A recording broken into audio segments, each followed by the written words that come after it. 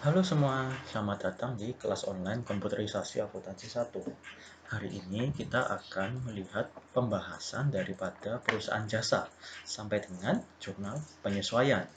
Jadi kemarin ini adalah PR kalian dan kali ini video ini akan menjelaskan bagaimana cara untuk mengisi menggunakan rumus bahkan fungsi-fungsi Excel. Oke, mari kita lihat terlebih dahulu soal latihan daripada perusahaan jasa. Oke, jadi ini adalah di buku kalian tentang bab 6 perusahaan jasa. Kasusnya adalah ini, membuat jurnal umum dan juga mengisi neraca saldo awal ini dan juga membuat jurnal penyesuaian. Mari kita lihat terlebih dahulu. Jadi ini adalah lembar Excel kalian. Ini sudah saya isi semua. Nah, di sini pertama-tama kalian mengisi ini. Sebelumnya ini kosong seperti ini, lalu kalian isi satu persatu. Nah, isinya dari mana? Isinya dari keterangan ini. Berikut ini adalah saldo akun-akun di perusahaan per 31 Januari 2015 ya, 2015. Ini harusnya 2015. Oke, jadi di sini kalian bisa lihat, kalian tinggal mengisi satu persatu sesuai dengan apa yang ada di buku latihan kalian.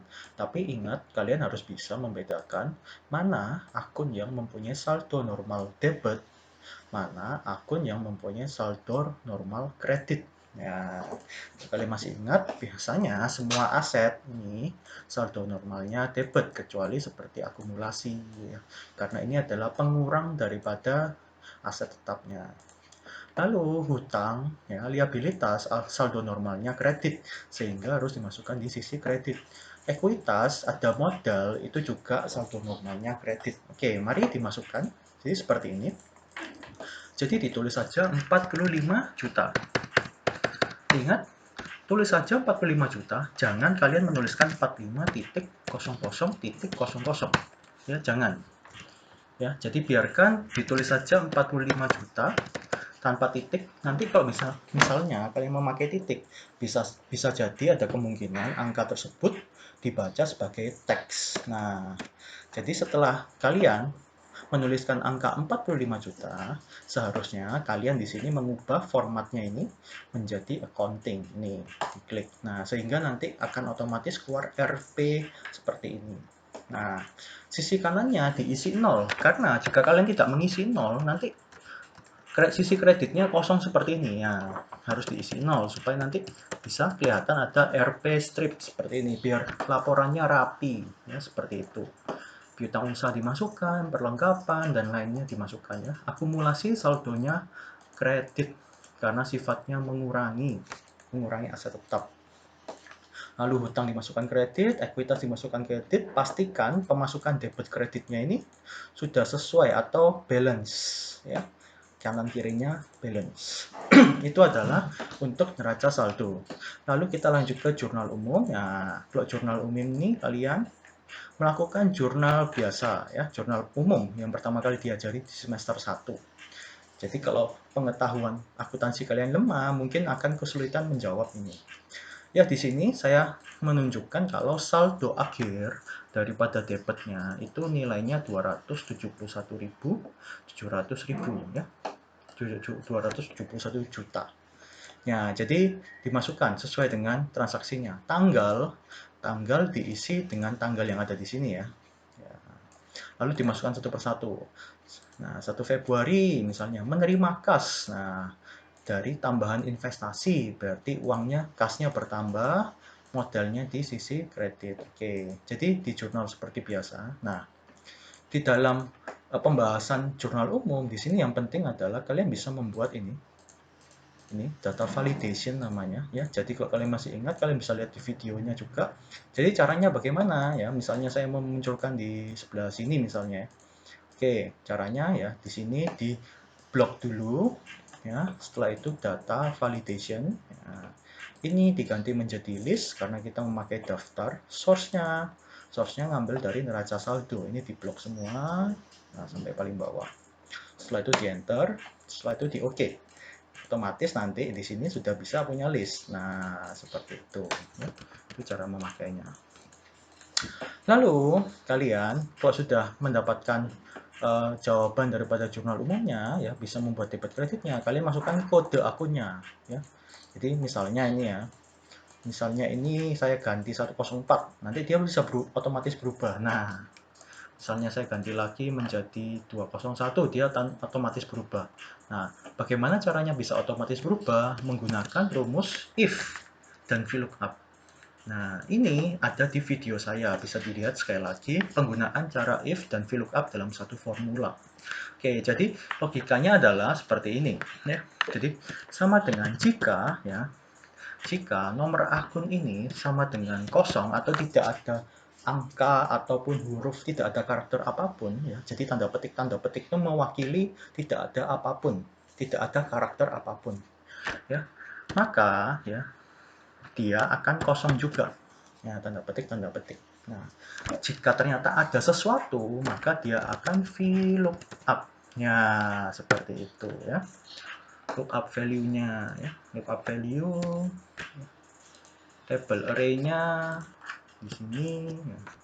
Kolom index number-nya 2, range lookup-nya false. Ya, seperti itu ya. Jadi jangan lupa bisa dilihat lagi cara penggunaan rumus ini di video penjelasan saya. Ya. Lalu ini diisi angkanya sesuai dengan di sini. Ya. Kas pada modal. Yang kedua, membeli kendaraan secara kredit, berarti kendaraan sama utang. Terus pinjam uang dari bank, ya berarti dapat duit pada utang bank.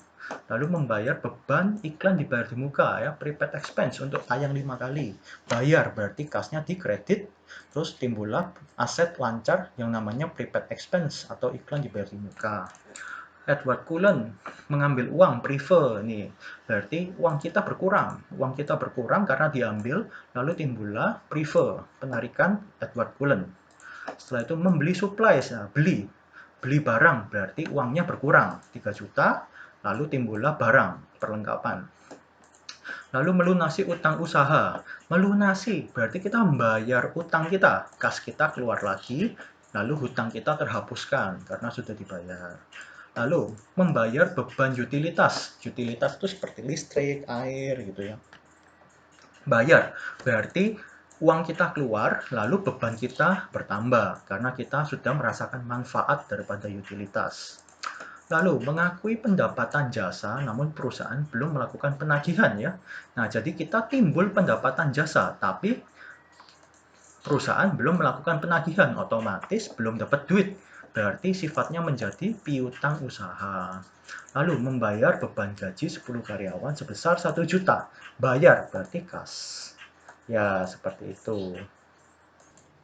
Ya, lalu kita lanjut ke jurnal penyesuaian ya. Nah, jurnal penyesuaian juga sama, kalian diminta untuk membuat ini ya, kode akun ya dengan data validation.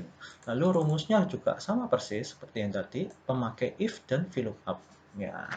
Lalu jangan lupa kalau membuat jurnal penyesuaian, semua tanggalnya itu pasti akhir periode tersebut. Jadi misalnya kalian membuat laporan keuangan bulan Februari, jurnal penyesuaiannya pasti akhir bulan Februari tanggalnya. Kalau kalian buat bulan Maret, ya berarti pasti jurnal penyesuaiannya 31 Maret. Ya, seperti itu. Ini pasti 31 Maret 2009. Pasti seperti itu, ya. Lalu di sini, oh ya, jangan lupa kolom komentar ini juga diisi ya. Kolom komentar ini diisi seperti ini ya. Ya, if ini saya coba tulis di sini. Oke, jadi seperti ini. Jika H33 ini ya, H33 di sini sama dengan E33 ini, berarti ini sama ini.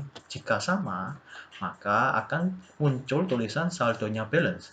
Kalau nggak sama, saldonya nggak balance. Contoh misalnya, saya kasih lagi, misalnya saya tambah 1000, tambah 1 aja. Nah, berubah jadi saldo tidak balance. Tapi kalau ini balance, nah dia akan berubah menjadi saldo balance. Oke, saya lanjutkan. Lalu untuk jurnal penyesuaian, kalian tinggal membuat jurnal penyesuaian sesuai dengan yang ada di soal ini. Ada 5 yang perlu dilakukan, 5 poin atas informasi untuk jurnal penyesuaian. Oke, mari kita lihat yang pertama. Nih, sampai dengan akhir bulan Februari 2015, iklan yang telah ditayangkan sebanyak 3 kali. Ya, iklan. Jadi tadi kita di atas di sini kita sudah ini Nah ini, membayar beban iklan dibayar di muka 2,5 juta untuk 5 kali tayang di televisi. Nah, ternyata ada informasi di akhir bulan, di tanggal 28 Februari, ternyata iklan yang kita bayar untuk 5 kali tayang itu, yang nilainya 2,5 juta, sudah ditayangkan 3 kali. Ya, berarti kita harus mengakui, kita sudah mendapatkan manfaat iklan sebanyak 3 kali. Berarti kita harus menjurnal beban iklan. Oke, pada iklan dibayar di muka. Oke, mari kita lihat di sini. Jadi kita harus ya, rumusnya seperti ini. Jadi rumusnya beban iklannya adalah 2,5 juta. Ya, saya bagi 5 biar diketahui beban per tayangnya berapa. Lalu saya kali 3 karena kita sudah merasakan manfaat 3 kali tayang. Nah, ketemulah angka 1,5 juta. Pada apa kreditnya iklan dibayar di muka? Supaya angkanya iklan dibayar di muka ini habis. Jadi kalau sudah 5 kali tayang, nanti iklan dibayar di muka ini angkanya saldonya menjadi 0 ya. Jadi di sini iklan dibayar di muka ini 0 nantinya. Karena sudah 5 kali tayang. Tapi karena masih 3 kali tayang, mestinya nanti angkanya di sini sisa 1 juta. Nah, seperti itu. Oke. Lalu kita lanjut ke yang berikutnya. Beban penyusutan peralatan sebesar 1,2 juta per tahun dan gedung disusutkan 12 juta per tahun. Berarti kita tinggal membuat jurnal penyesuaian untuk penyusutan 1 bulannya saja. Karena ini laporan keuangan bulan Februari. Nah, berarti kita menjurnal seperti ini. Beban penyusutan peralatan pada akumulasi penyusutan peralatan pasti seperti ini, ya, jurnal penyusutan. Nah, nilainya 100.000.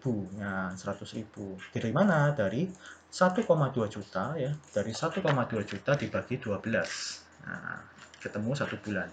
Gedung juga sama, 12 jutanya saya bagi 12 ketemu 1 juta ya. Jadi ini untuk yang poin B. Lalu untuk poin C ya, kendaraan yang dibeli tanggal 1 Februari diketahui mempunyai nilai sisa sebesar 5 juta dan masa manfaat 20 tahun ya. Jadi kalau kita lihat tadi jurnal umum kita ada beli kendaraan tapi ngutang. Nah, kendaraannya kita beli dengan harga 125 juta. Nah, di sini ada keterangan kalau dia punya nilai sisa 5 juta dan masa manfaatnya 20 tahun.